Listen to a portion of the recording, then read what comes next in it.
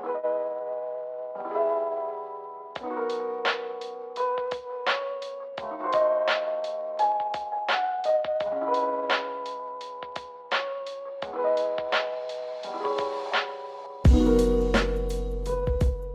everybody, welcome back to the Getting It Wrong podcast, where we unlearn harmful ideals, beliefs, and ideologies that we might be holding on to, and we get practical ways to live a more holistic and balanced lifestyle. And we embrace our mistakes here because getting it wrong is the first step to getting it right. I am your co-host, Gabby. And I'm Morgan. Let's get into it. Hey guys, welcome to Wellness Wednesday. So it is Women's History Month. So we're going to be talking about some things that I've been seeing going around the internet that is geared towards women, and some things about it that I agree with, and some things I've learned, and some things that I feel like people are getting wrong when it comes to these topics. And these topics are femininity and hypergamy. That would be dope if you could like make it show up in my hands when I do that, but I might be asking for too much. We'll see. Maybe. So when you think about femininity, what does that make you think of? I think of beauty standards and sensual movements and batting of the eyes and stuff like that. That's what, immediately the type of energy I think of when I hear it. Definitely. I feel like those things can be used in femininity for sure.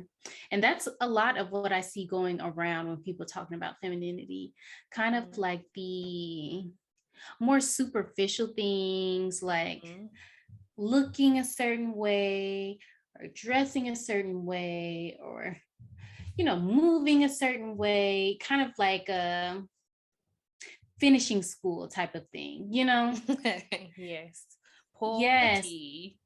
Yes, like that. What movie is that from? Mulan. That's a good movie to reference, though, by the way. Yes. Okay, but I can't remember Mulan. I mean, I know she was a girl. She went to war. She kind of like wrapped up her titties so she'd look like a man. I know the Eddie Murphy. It's like, but the storyline, it's leaving me.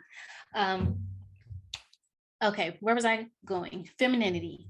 So those are all things that I think can be a part of femininity, but when it comes to the grand scheme of things, I feel like it's such a small part that's been blown up. I kind of feel like femininity has been like bastardized into like this. I know, such a strong word, right?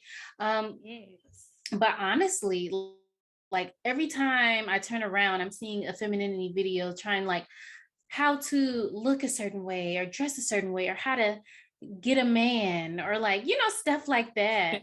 And it's just like, roll my eyes. I mean, like some of that stuff can be useful. Like that's funny. A lot of people are in a market for a man, and I feel like a part of femininity is kind of like knowing how men think and how to use your femininity to move throughout life and stuff like that, like practical things. But I feel like it goes so much deeper than that, and I feel very blessed to have been introduced to femininity a few years ago by a woman named Aisha K. Thanes. Rest in peace. She did pass away last year. She was only like 35. But she's left a legacy. I feel like she's given so much to me and so much to other women when it comes to how she intellectualizes the concept of femininity. And one of the most important things that I feel like I've learned from her are the 7 feminine archetypes. And these feminine archetypes, they have a lot of influence over your life and the like your values, your beliefs, and it even has an impact on like who you attract and the type of people you choose to be in relationships with. And kind of exactly. And I was just like learning about these different archetypes and being able to identify which ones are my dominant archetypes and which ones are not so dominant. It really helped me realize who I am kind of and why I've done some of the things that I've done in my life. Mm-hmm. And so I want to share the 7 feminine archetypes with you guys. Let's hear them. Okay, so number 1 is the Maiden. The Maiden is kind of like the lighthearted, childlike archetype, someone who's like natural, fresh, and unaffected. But now that I think about it, she says the Maiden archetype kind of has like 2 sides. It kind of has like the childlike side, but then there's also like a dark side to the Maiden. Or like when the Maiden is like fully actualized and comes more and moves more into like her queen energy, I guess. It's kind of like a mature maiden, like someone who's like childlike, but kind of like learns their lesson. Okay. And kind of matures a little bit. But anyway, so one of the examples, I love the little examples, pop culture references that she gives when it comes to the different archetypes. And for the Maiden, she gave an example of like Josephine Baker. Okay. Or like Audrey Hepburn. And if you go to her YouTube channel, Women Loves Power, she goes into more depth about it. And so I'm just giving you like a little synopsis. Yeah. Okay. And so number 2 is the Huntress. And that's more like the independent female spirit. That's the type of woman who like doesn't need anyone to like be defined. She like defines herself. And these are all like energies. Woman. Yes, it's like the independent woman. And I think I should have stated this archetype first.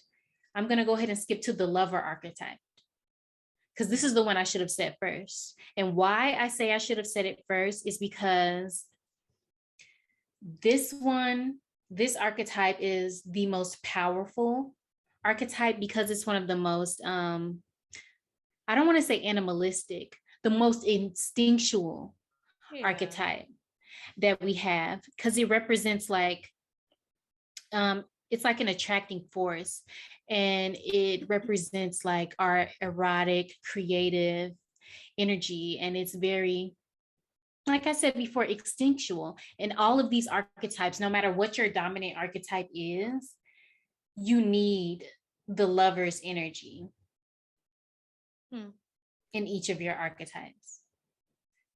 Do you have an example for that one?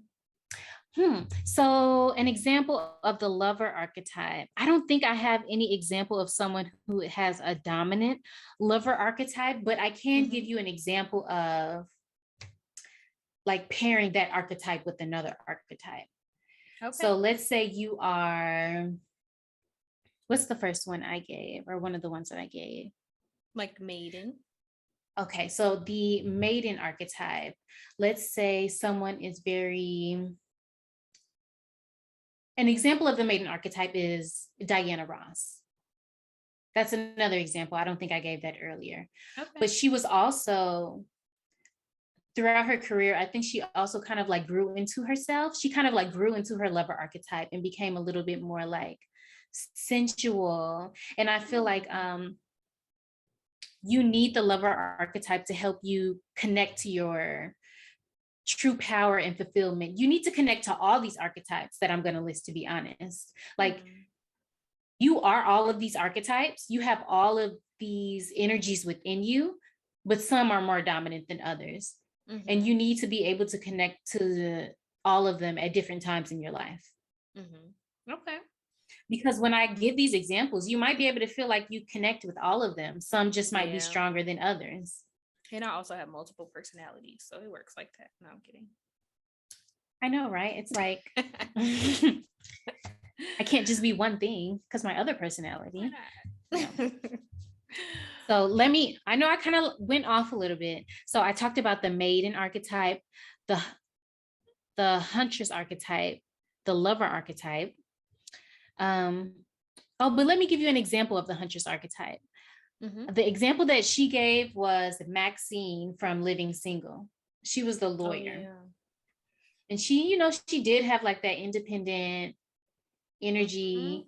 Assertive about her business. About her business. She didn't need anybody. She held her own. Mm-hmm. So yeah, that was her dominant archetype. So I'm going to move on to the mystic archetype. And the mystic archetype is like, she's independent as well, but she's also very introverted and creative. I'm not going to lie. I thought I would be more of the mystic archetype, but I took the archetype quiz and I wasn't, but I'll get more to that later. The mystic archetype is the type of woman who finds fulfillment like in her spirit. Like she doesn't find fulfillment like in, the worldly materialistic things around her. She can just come into herself and find fulfillment there. And she also said that she could not find a lot of pop culture references who had the dominant mystic archetype. I don't know why that is. Maybe that's not the type of person who like goes for, pop culture or the limelight. You know what I'm saying? And I feel like it sounds personal. It's hard to know that about somebody too. That's true. But I mean, she does give more examples about the mystic archetype. Mm-hmm. But you'd have to watch her videos to see. I'm going to go ahead and move on to the mother archetype. And the mother archetype represents the desire to nurture and like sustain life. And this is not just to nurture like a baby. This is like to nurture like the people around you as well, like physically, mentally, spiritually. And she gave an example of someone who has like the dominant mother archetype. Like this is the type of person who like, if you and all your girls go out, she's like the one that's making sure like everyone's okay, or she's like the designated driver. Like that's someone with like the dominant mother archetype. That is not me.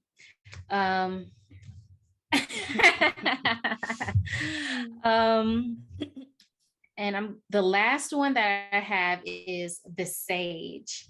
And the sage archetype is someone who represents intellect, accomplishment, strategy, and creativity. My dominant archetype was the sage. And people find it very surprising that like the sage is creative, because they're super like, they tend to be like someone who's super accomplished and intellectual. But someone else who is a dominant sage archetype is Martha Stewart. Yes, it's like they say the sage finds lots of pleasure in creativity or like running the home. She gave an example of her mom being like a dominant sage archetype, but she loved running the home. She would sew everything. She would sew the curtains in the home, just like create everything like that was in their home. Another example of the sage archetype is Jacqueline Boyer in the movie Boomerang. Have you seen Boomerang with Eddie Murphy? Yeah, it's been so long. I know, right? But she was kind of like the boss lady who, Eddie Murphy was trying to get with. She was like, super cute and accomplished and on her stuff. But she is an example of someone who had a strong lover archetype as well, because she was very like, flirty with him and, very like in tune with herself. So if you want an example of someone who is a strong sage and a strong lover archetype, she is the one. Okay. And And also Aisha Faines, she has this quiz on womenlovepower.com. It's the 7 feminine archetype quiz. And that's how I figured out what my dominant archetype was. Ooh. But it doesn't like say like, oh, this is your dominant archetype and this is what you do and this is blah blah blah. Yeah. It actually gives you a percentage of each archetype that you have within you from the quiz. And it also has like the percentage of like the lover archetype. And it says in order to like be fully fulfilled, like your lover archetype has to be like at least a certain percentage. It's very interesting and it gets really deep. So I really encourage you guys to look it up. She also goes into history as well and gives examples of femininity in the past and how women had power. Women used their femininity for power. They had so much more power in the past, and how we've become kind of docile and society has changed us into these like meek, quiet women who don't have access or use the power that they have as feminine women. That's interesting. I would say it probably goes either way. Like, I think now in society, I feel like they're either pushing for you to, well, you know, with this like feminist movement, you know, it's like there's like a push for you to be very dominant in a way. Like, so I think it's like kind of where's the balance is what I think is lacking. Like the balance of, you know, there is a time to, you know, be kind of meek in a way.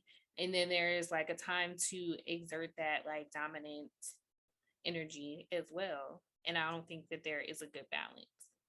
Yes. And she also made a point as to like women today, they're trying to acquire power as if they are like masculine men. They try to acquire power the same way that men do, which is fine. You can do that, but they're saying women have kind of fallen out of touch with their feminine energy and the power that they have within within being feminine. Like you don't have to acquire things the same way a man would do.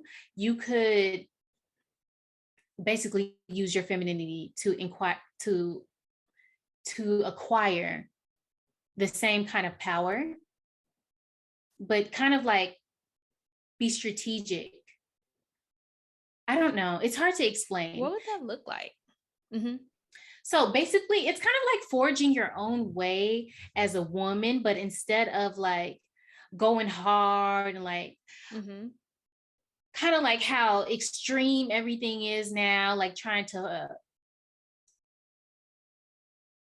basically how everyone's trying to like break the glass ceiling. Yeah, like, which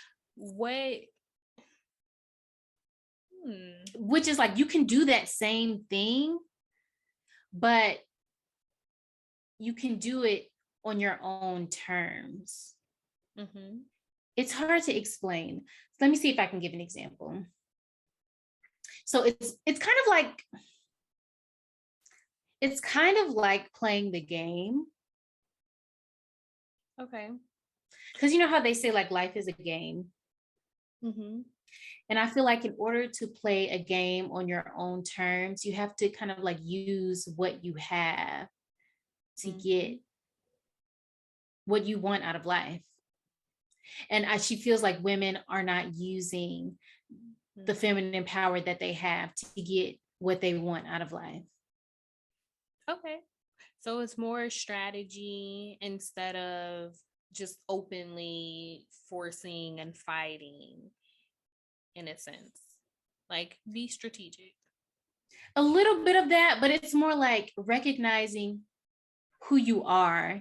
And I feel like the power comes with knowing who you are, why you do the things that you do, and being able to make decisions based on knowing who you are and being a fulfilled person.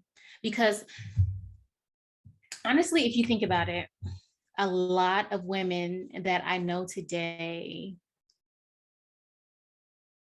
are not fulfilled. And it's like, even if you acquire that power that you want, you're this high powered, whatever you want to be in life, it's like a lot of people feel like there's something missing. Yeah. Okay.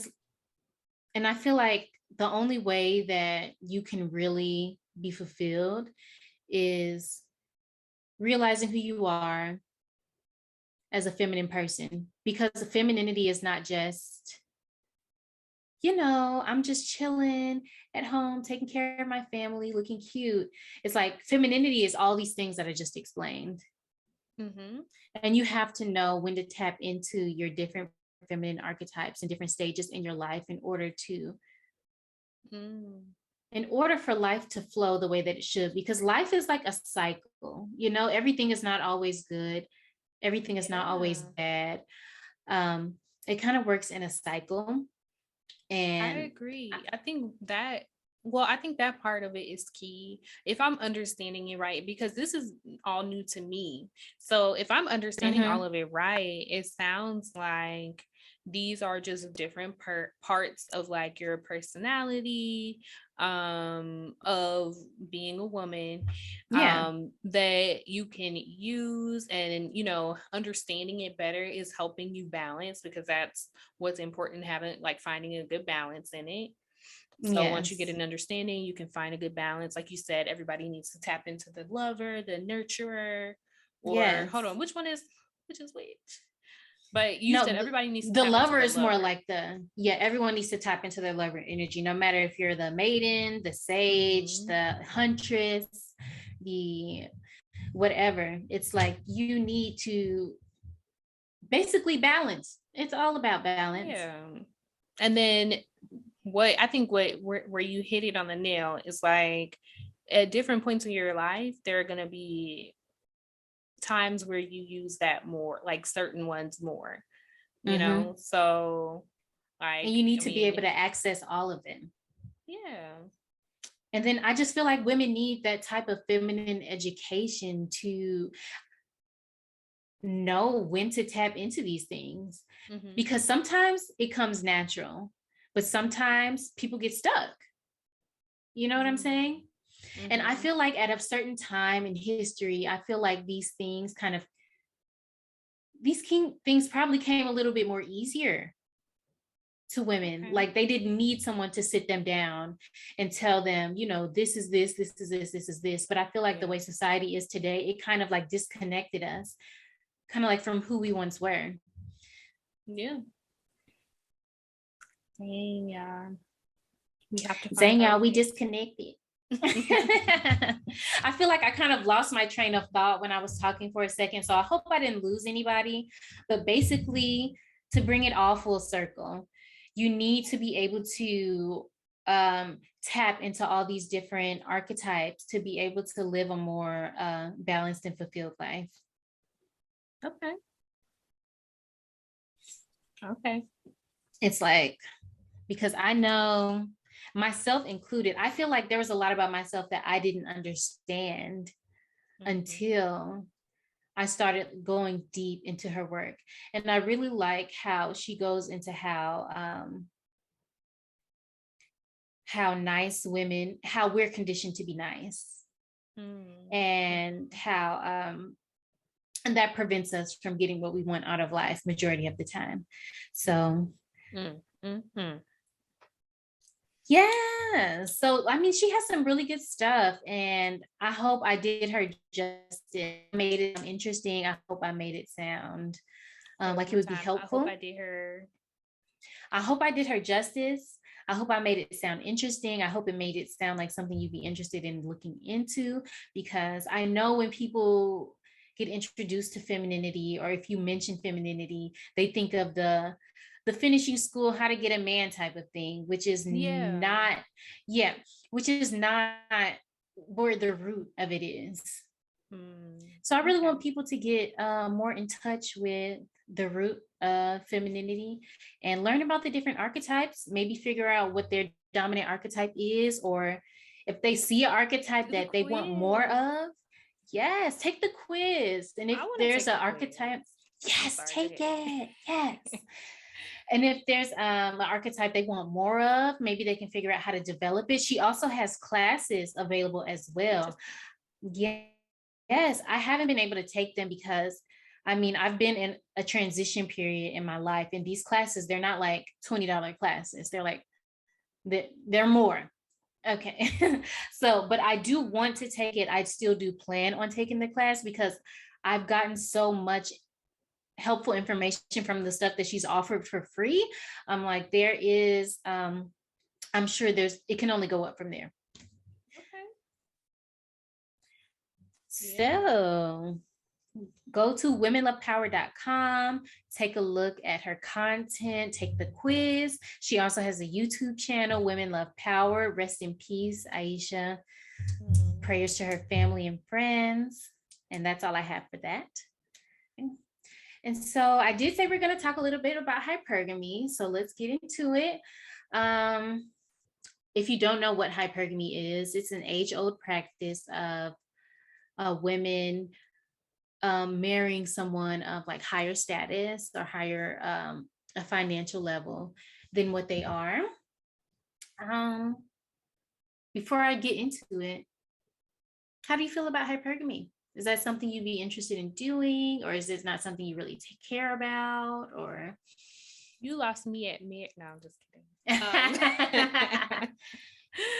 Or it doesn't even have to be married. I'm not sure if it's specific to marriage, but I don't see the problem. I don't see the problem. Basically marrying marrying somebody, and it sounds like marrying somebody with money or where's the problem? There is no problem in theory with hypergamy, but it's really just someone, they don't even have to have like a whole bunch of money. It's just someone who makes more than you, basically. I think it's a bad rap though. It does get a bad rap. She's a gold digger. I don't believe in gold diggers. I believe people only call women gold diggers when they can't afford them. Seriously, because someone who can, they're just like, I guess there are women who I can't meet like, her needs. Yeah, I can't meet her needs. So people that are like, okay, she's only here for my money, she doesn't actually like me. I think that's valid if it's actually happening. I feel like you low-key kind of know though. I feel like there's so many situations where they know. It's like, so it's like either exchange, nigga, you know what's up. It's like you know. Well, I think that's the difference. When there is like an even exchange, it is open, that's one thing. That's not gold digging. But if you try to be deceptive, like they're getting fooled, yeah, that's different. That's the difference. So even exchange is definitely, it sounds like hypergamy. Gold digging sounds like deception. Which, I mean, if you have money, why are you letting people deceive you? Anyway. But it's kind of hard though, because people can present themselves as one thing and be like, totally. Okay. But I'm getting away from the total point that I was trying to get into.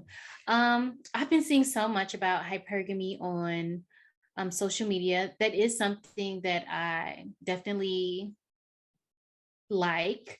I agree. That's something that I'd love to like get into it. But I do see a lot of unrealistic things about hypergamy. I feel like a lot of people don't realize that, like, I don't know, people aren't just like falling out of the sky with money. I mean, honestly, they are, but are they near you though? It's like, where are you going to meet these guys? You're not just going to go to like your favorite hole in the wall club down the street and think you're going to meet a man of means. Dang, y'all ain't doing the work. I honestly feel like there is some work that goes into it, because I mean, you do. Okay. I hate when guys ask, like, what do women bring to the table? Because I feel like with a woman, you can kind of gauge what they bring to the table. I feel like men don't pursue women they feel like who wouldn't bring any value to them. You know what I'm saying? Yeah. Somebody was like, that shows a lack of maturity in the man if he asks that. Oh, it was like a TikTok. He was like, what you should be asking is, what are you looking for in a relationship? Period. Like, what are you talking Yeah. about? What do I bring to the table? What are we here for? What are we here for? It's like, do we want the same things? You know what I'm saying? And I Mm-hmm. just feel like majority of the time when men look for what they're looking for in a woman, they're not looking for like how much money you make. You know what I'm saying? I think that would be weird, no? But Yeah. I'm kind of gonna end this with, I feel like hypergamy gets a bad rap, but we're kind of running out of time. It's getting super late, so we're gonna pick this up another time. Yes, ma'am. Sleepy out here. Sleepy, and we gotta get up in the morning. Yes.